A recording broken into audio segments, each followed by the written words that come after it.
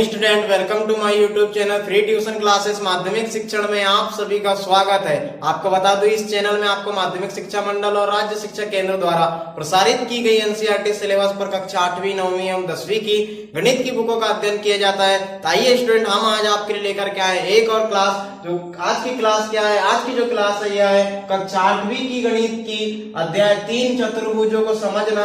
इस अध्याय से प्रश्नावली 3.4 यानी कि इससे हमने आपके लिए आज लेकर के आए चौथी प्रश्नावली 3.4। और आपको बता दो इससे पहले हमने प्रश्नावली 3.1, 3.2, 3.3 का अध्ययन कर चुका है, उसे पढ़ चुका है। यदि आपने उन क्लासों को नहीं देखा तो नीचे डिस्क्रिप्शन में उसकी लिंक डली हुई है, आप वहां से उन क्लासों का अध्ययन कर सकते हैं, वहां से उन क्लासों को पढ़ सकते हैं, उन प्रश्नावलियों को आप पढ़ सकते हैं। तो आइए स्टूडेंट स्टार्ट करते हैं आज की प्रश्नावली। तो आज की प्रश्नावली क्या है, अब तक आपने प्रश्नावली 3.1, 3.2, 3.3 में चतुर्भुजों को काफी अच्छी तरह से समझ चुका है, उनके गुणधर्म को देखा है कि किन किन प्रकार के चतुर्भुज होते हैं, किस प्रकार के गुणधर्म होते हैं। तो अब इन्हीं पर आधारित है प्रश्नावली 3.4। तो इसके फर्स्ट क्वेश्चन का हम सॉल्यूशन स्टार्ट करेंगे। इसमें है सबसे पहले आपको सत्य असत्य बताना है। आपको कुछ कथन दिए हुए हैं, क्या बताना है, सत्य या असत्य बताना है। आपको कुछ गुणधर्म दिए हुए हैं। तो पहला गुणधर्म क्या है, स्टार्ट करने जा रहे हैं हम प्रश्नावली 3.4। इसमें पहला क्वेश्चन है सत्य असत्य। तो देखते हैं इसमें पहला गुणधर्म क्या है। तो जो पहला गुणधर्म है वह क्या है कि सभी आयत वर्ग होते हैं। आप देखेंगे आयत किस तरह से होते हैं, लंबाई चौड़ाई वाले, और वर्ग क्या होते हैं, समान लंबाई वाले। तो इसका जो ए का जो आंसर होगा वह क्या होगा, असत्य होगा। क्या होगा, असत्य होगा। ऐसे ही अब बी में देखते क्या कथन दिया हुआ है।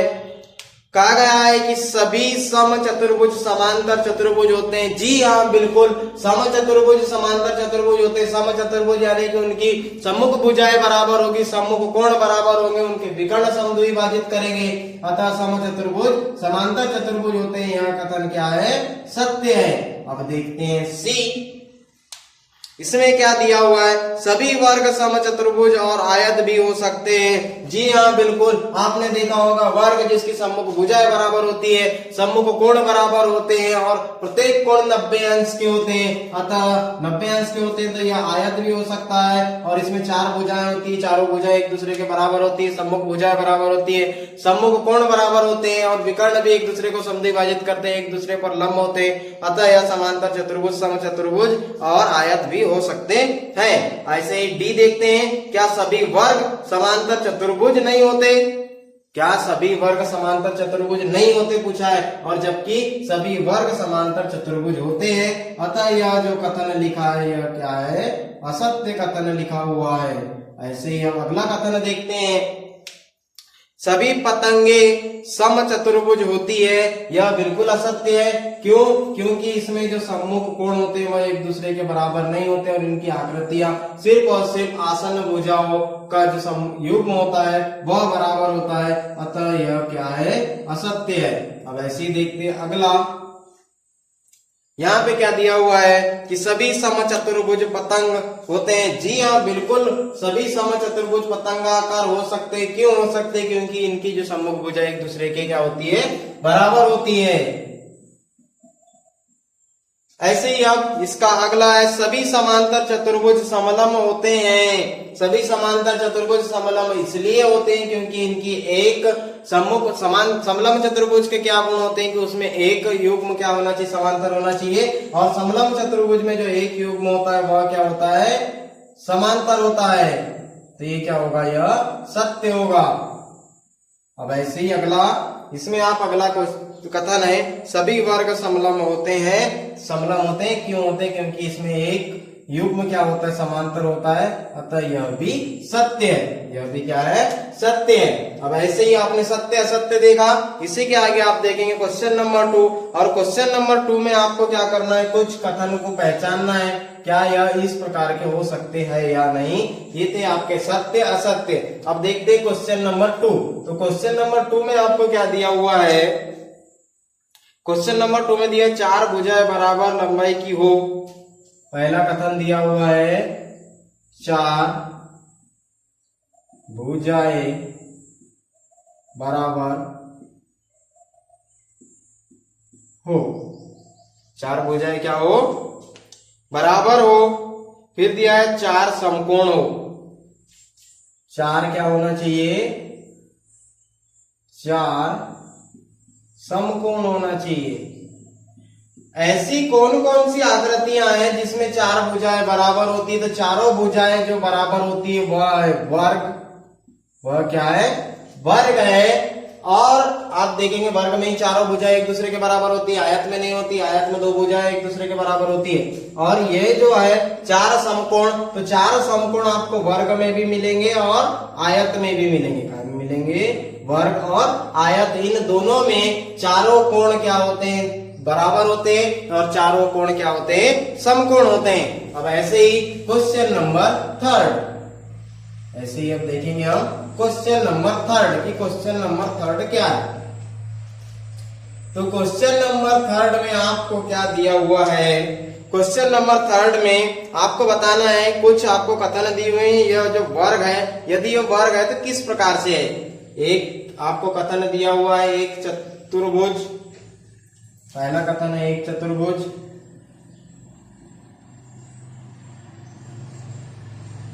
फिर दूसरा कथन क्या है,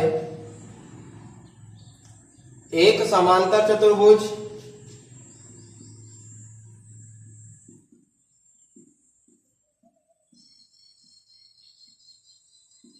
तीसरा कथन क्या है, एक समचतुर्भुज,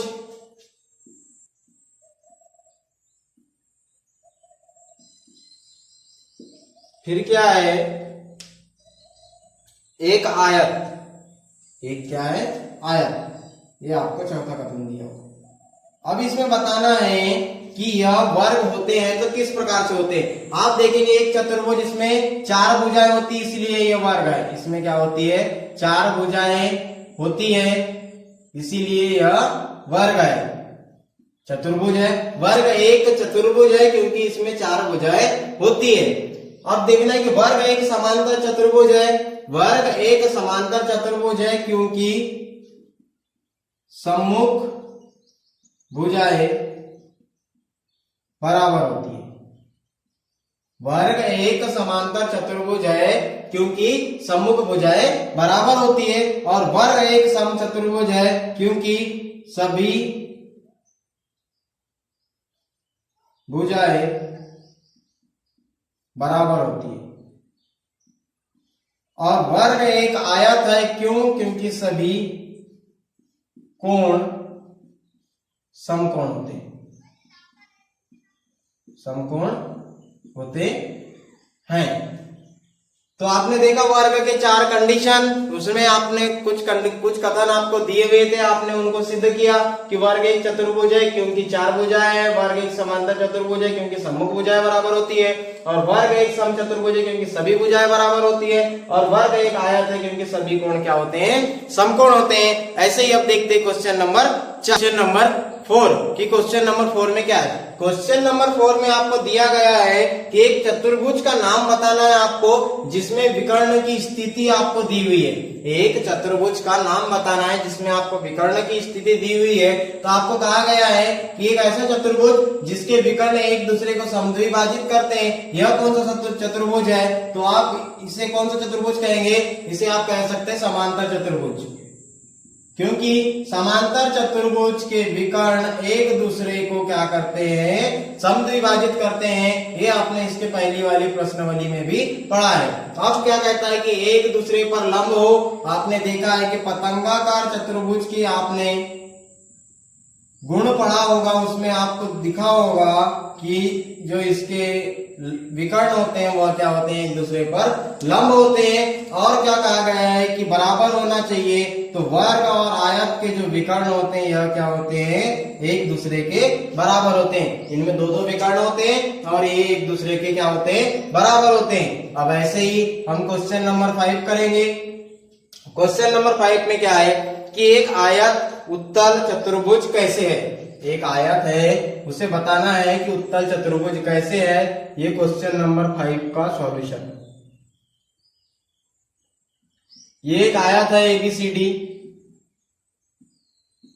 आयत एबीसीडी, एक आयत एबीसीडी। तो यहां ये बताना है कि एक आयत किस तरह से उत्तल चतुर्भुज है। तो इसमें आप नीचे आंसर लिख सकते हैं कि आयत, और आयत में सभी, आयत में सभी कोण अंतःकोण है, अतः उत्तल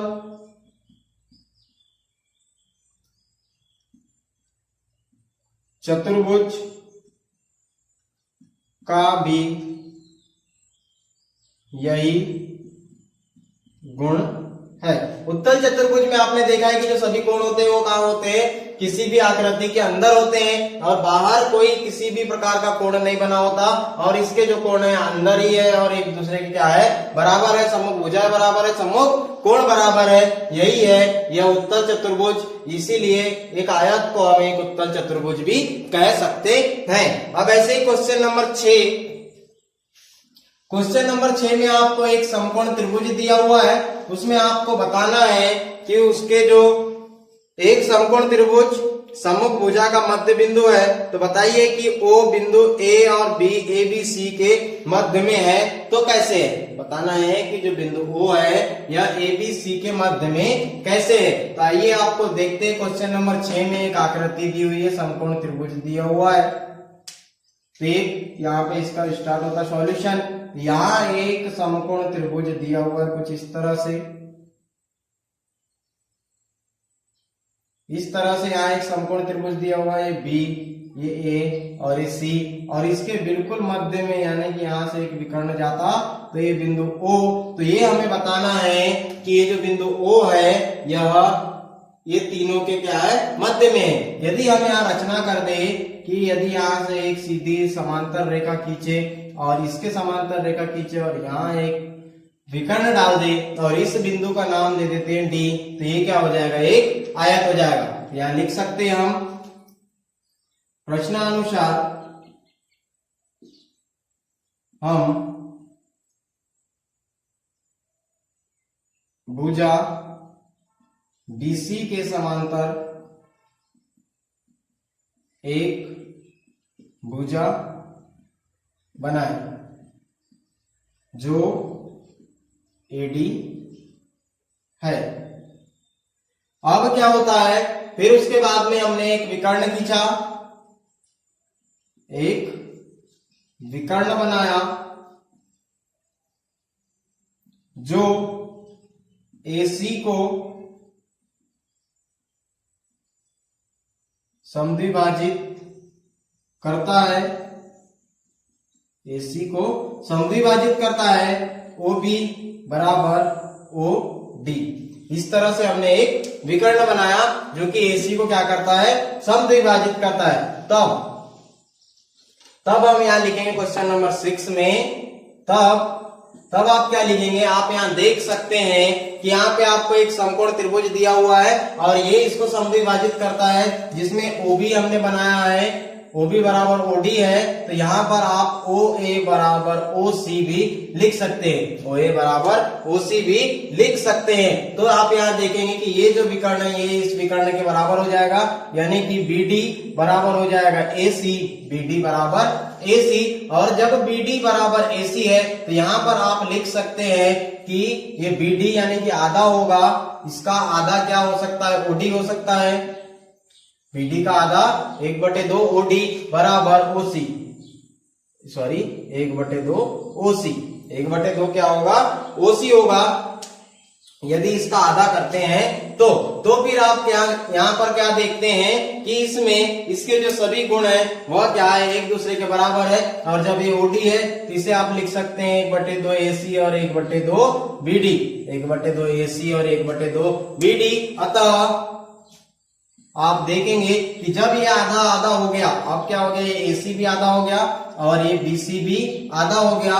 तो जब ये आधा आधा हो गया यानी कि यह क्या है, बिल्कुल मध्य में है। अतः OA बराबर OC बराबर OB बराबर OD। अतः बिंदु ओ समकोण त्रिभुज के मध्य में है। मध्य में है। हमने रचना करने के बाद एक आयत पाया और उस आयत में हमने देखा कि विकर्ण बढ़ाए। विकर्ण बढ़ाने के बाद में आप देखिए कि यहाँ पर ये जो बिंदु O है वह इन चारों भुजाओं के क्या है, मध्य में है। तो ये त्रिभुज के भी क्या होगी, मध्य में होगी। अतः यहाँ पर अब आपकी समाप्त होती है प्रश्नावली 3.4। यहाँ पर आपकी प्रश्नावली समाप्त होती है 3.4। इसी प्रकार आप हमारे साथ आगे के अध्याय और आगे की प्रश्नावली देखने के लिए आप हमारे चैनल को सब्सक्राइब कीजिए। हमारे साथ जुड़े रहने के लिए बेल आइकन को दबाइए ताकि हमारी क्लासेस जैसी अपडेट हो आपको सबसे पहले पता चले, और साथ ही साथ अपने दोस्तों के साथ शेयर करना ना भूले। Thank you, thanks for watching, have a nice day.